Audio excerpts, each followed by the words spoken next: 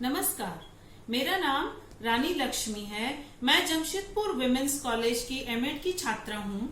आज मैं बीएड के सेकेंड सेमेस्टर की छात्राओं के लिए एक टॉपिक लेकर आई हूँ जिसका शीर्षक है मातृभाषा का महत्व।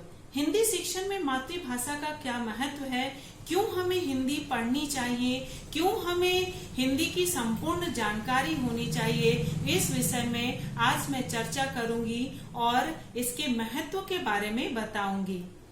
हिंदी हमारी मातृभाषा है और यह हमारे राष्ट्र में एक समान सभी जगह बोली जाती है। मातृभाषा सर्वप्रथम एक बच्चा अपनी माँ से सीखता है और उसी सीखी हुई भाषा को अपने परिवार, समुदाय, आस पड़ोस के साथ आपसी बातचीत के द्वारा इसको व्यक्त करता है। इसे व्यक्त करने के लिए हमें हिंदी की सही जानकारी होनी चाहिए और इस जानकारी को परिपक्व बनाने में हमारे शिक्षक का महत्वपूर्ण योगदान होता है। मातृभाषा शिक्षण हमारे जीवन के लिए अत्यंत आवश्यक है, क्योंकि इसके माध्यम से ही हम अपने शिक्षा को सुचारू रूप से चला सकते हैं। मातृभाषा हमारे परिवार, हमारे समुदाय, हमारे राष्ट्र सभी जगह ये हमारी जन भाषा है जो एक समान रूप से संपूर्ण राष्ट्र में बोली जाती है। हमारे सभी राष्ट्रीय कामकाज, जितनी भी क्रियाकलापें हैं, सभी हिंदी भाषा द्वारा ही संपादित की जाती हैं। इसलिए हमें ये बहुत आवश्यक है कि हम हिंदी को सही रूप से जानें, समझें और अपने क्रियाकलाप के दौरान उसका क्रियान्वयन करें। हिंदी शिक्षण के महत्व को हम प्राथमिक स्तर, माध्यमिक स्तर और उच्च स्तर पर लागू करते हैं। क्योंकि ये हमारे शिक्षा का एक माध्यम है। इसके द्वारा शिक्षा बहुत ही सरल हो जाती है। जिस प्रकार हमारी जो मातृभाषा हम अपनी माँ के द्वारा सीखते हैं वो हमारे लिए सबसे सरल और सर्वोत्तम होती है। सर्वप्रथम जब बालक विद्यालय जाता है वो कुछ लिखना जानता है, पढ़ना जानता है, कुछ हिंदी में बातें करना जानता है। माध्यमिक स्तर पर यह शिक्षा इसलिए महत्वपूर्ण है क्योंकि इसी के माध्यम से हमें अपने उत्तरोत्तर शिक्षा के रूप में अग्रसर होते जाना है। इस वजह से माध्यमिक स्तर पर मातृभाषा शिक्षण का जो महत्व है वह मैं एक एक करके आपको बताती हूँ। पहला है छात्रों के उच्चारण का ध्यान रखना। जब बच्चा स्कूल आता है, विद्यालय में आगमन से पूर्व वह कुछ बोलना, पढ़ना, लिखना तो वो जानता है, लेकिन उसका सही रूप एक शिक्षक ही उसको बता सकता है कि किस प्रकार छात्रों को किसी शब्द का उच्चारण करना है, क्या सही उच्चारण है, किस तरह उसको उच्चारित करते हैं, इसके बारे में शिक्षक ही उसे ज्ञान दे सकता है। दूसरा इसका महत्व है विचारों को क्षेत्र को विकसित करना।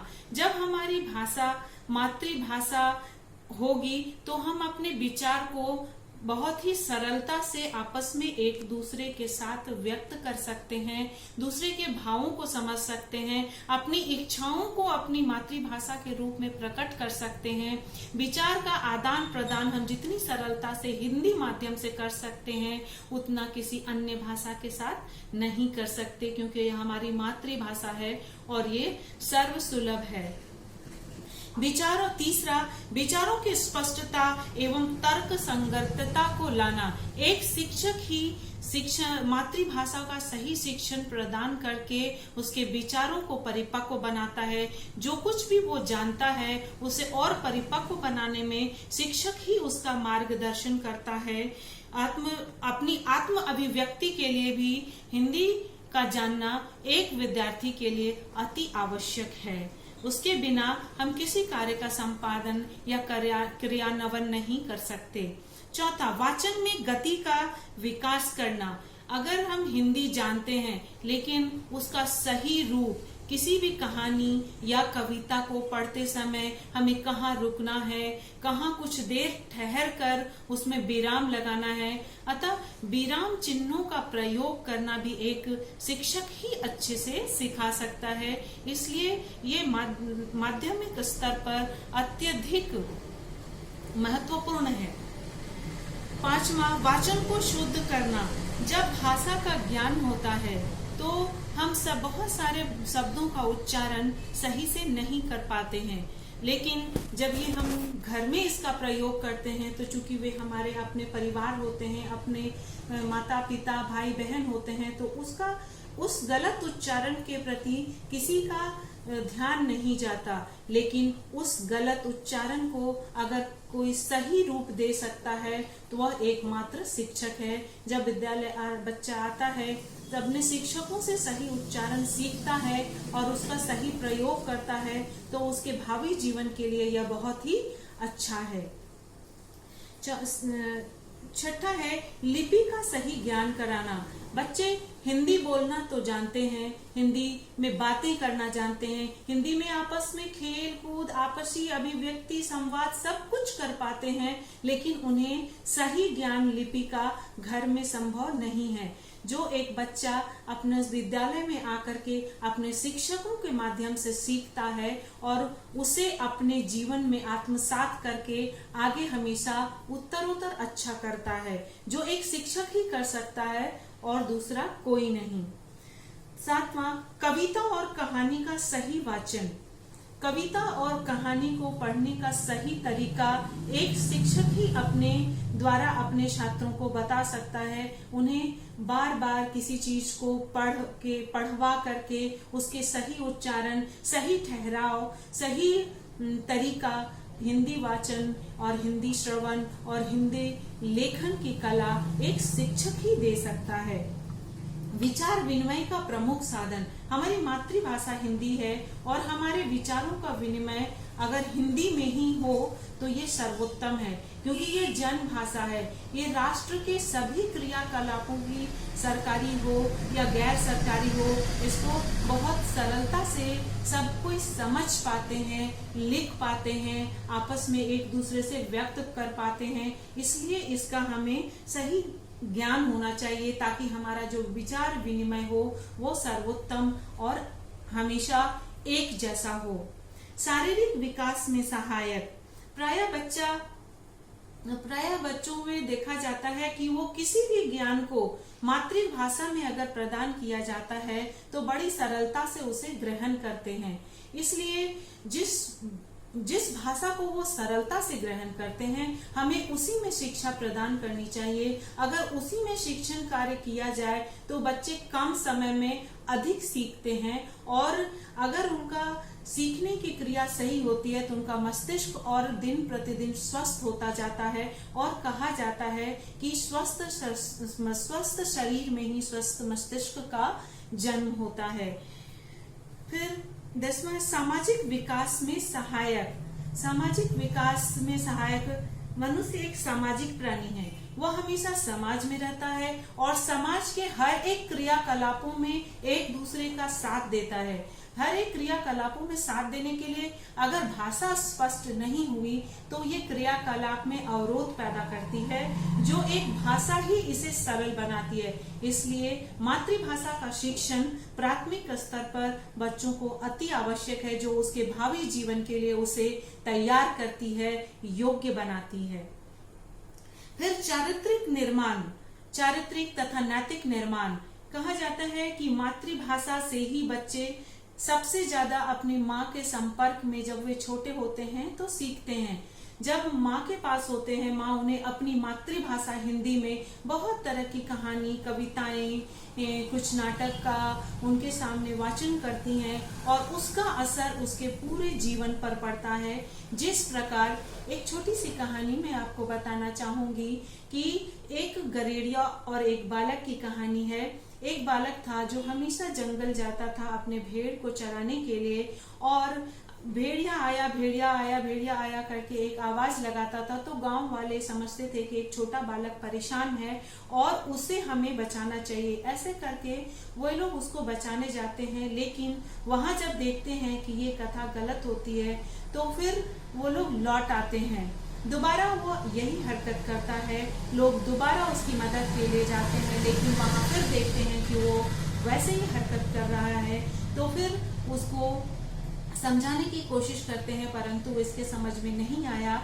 वो तीसरी बार पुनः सेम हरकत करता है और इस हरकत की वजह से सेम हरकत करता है, लेकिन इस समय सही में गरेड़िया आ जाता है और उनकी भेड़ों को खाने लगता है।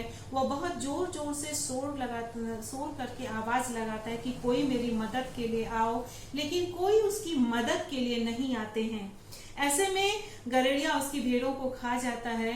इससे बच्चों को ये सीख मिलती है, बच्चे ये समझ पाते हैं इस कहानी के माध्यम से कि हमें हमेशा सच बोलना चाहिए। इसी प्रकार हमारे वीर योद्धा शिवाजी, जो बहुत प्रतापी राजा थे, उन्होंने भी अपने माता के माध्यम से हमेशा वीरों और योद्धाओं की कहानी कविताएं सुनी थी, जिसके कारण उन्होंने जीवन में एक सफल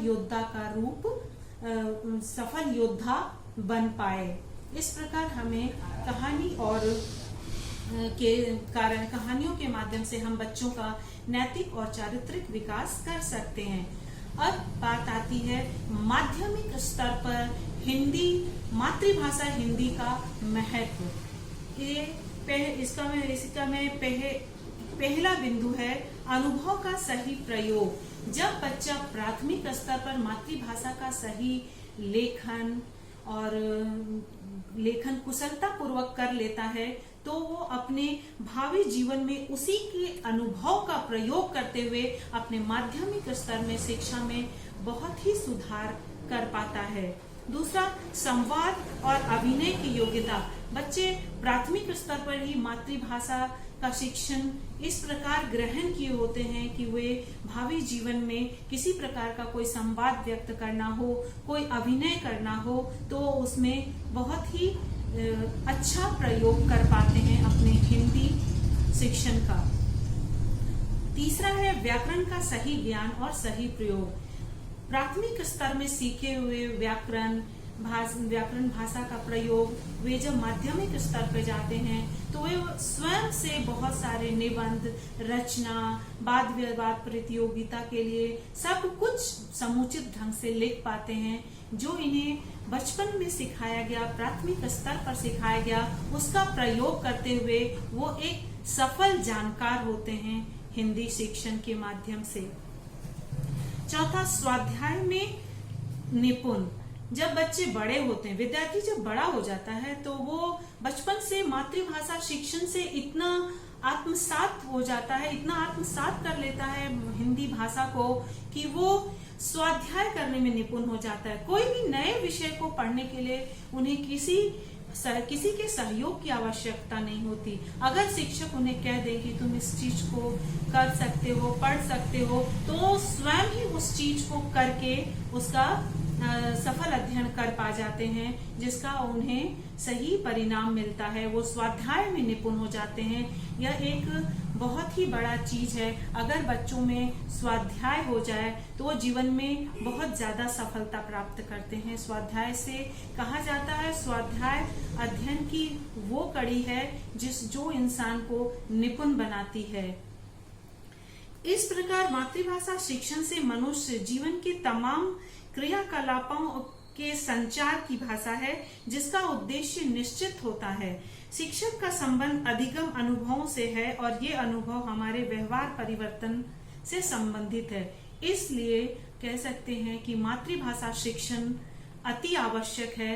एक छात्र को प्राथमिक स्तर पर, उच्च स्तर पर अगर सही मातृभाषा शिक्षण का ज्ञान हो तो वे आगे चलकर बहुत ही अच्छा करते हैं, जिनका भविष्य बहुत अच्छा होता है। वो एक योग्य इंसान बनते हैं, अपने जीवन के हर एक पहलुओं को सही रूप में अपना कार्य करने में उसका क्रियान्वयन करने में वे सफल हो पाते हैं।